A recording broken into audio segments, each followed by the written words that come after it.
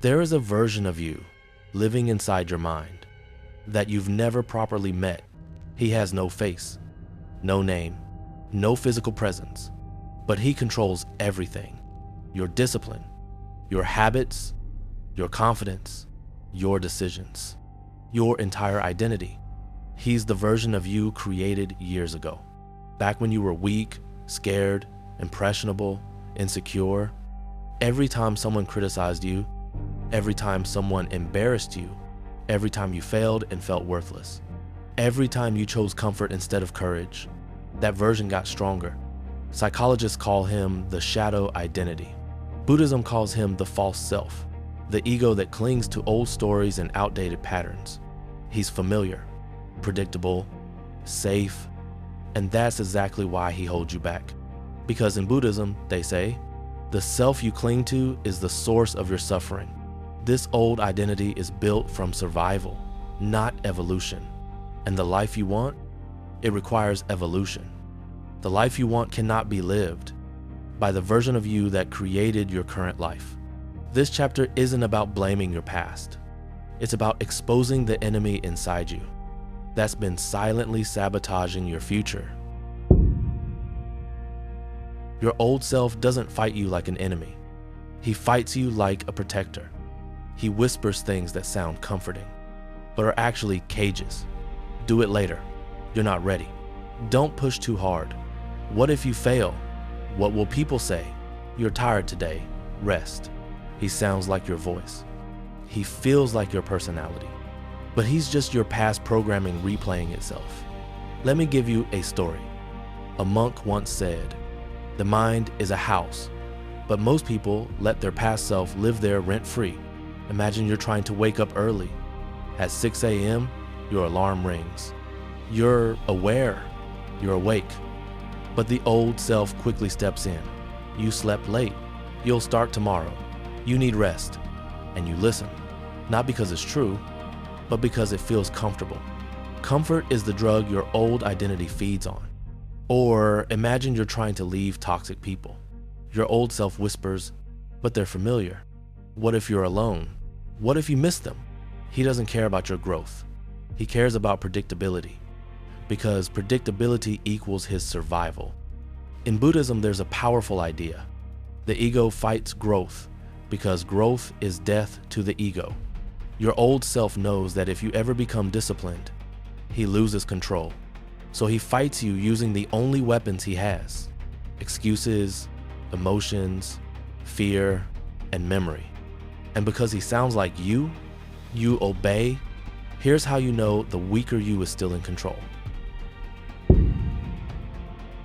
But you never do it. That's not laziness. That's identity conflict. Your actions always reflect the version of you with the most power. 2, you feel tired doing nothing. Mental resistance drains energy faster than physical labor. Your mind is exhausted from fighting your evolution. 3, you procrastinate on things you care about. Procrastination is not a time issue. It's a fear issue. Your old self fears responsibility because responsibility destroys the comfort zone. 4, you overthink instead of act. Overthinking is your old identity creating chaos. So you stay frozen. It's psychological warfare.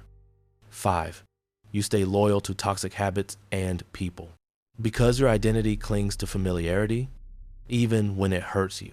People don't stay stuck because they're weak. People stay stuck because they're loyal to an outdated identity. In Buddhism, this is called the suffering of attachment. You're attached to a version of you that no longer deserves to live. You cannot negotiate with your old self. You cannot improve him.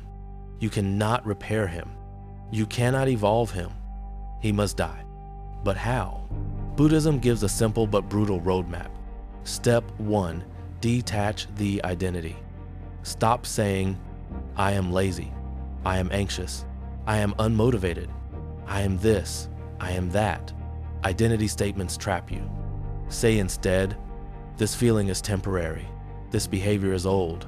This is not me." Once you separate from the old identity, you stop feeding it power.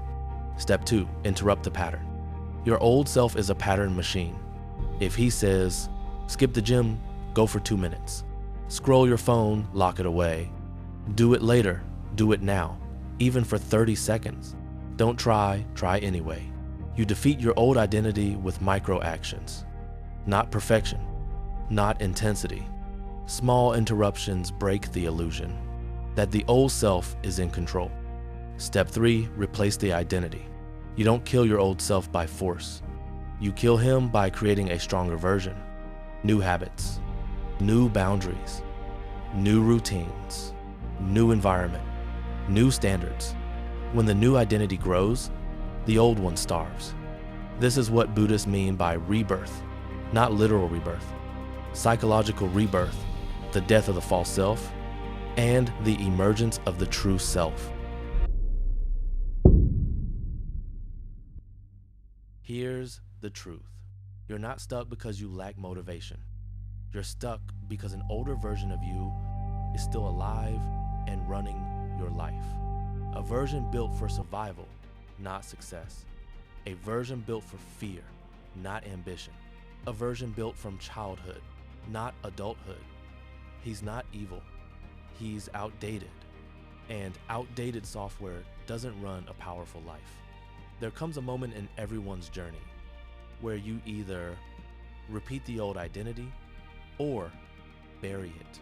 This is your moment because a stronger you already exists, just on the other side of the identity you're afraid to let go of.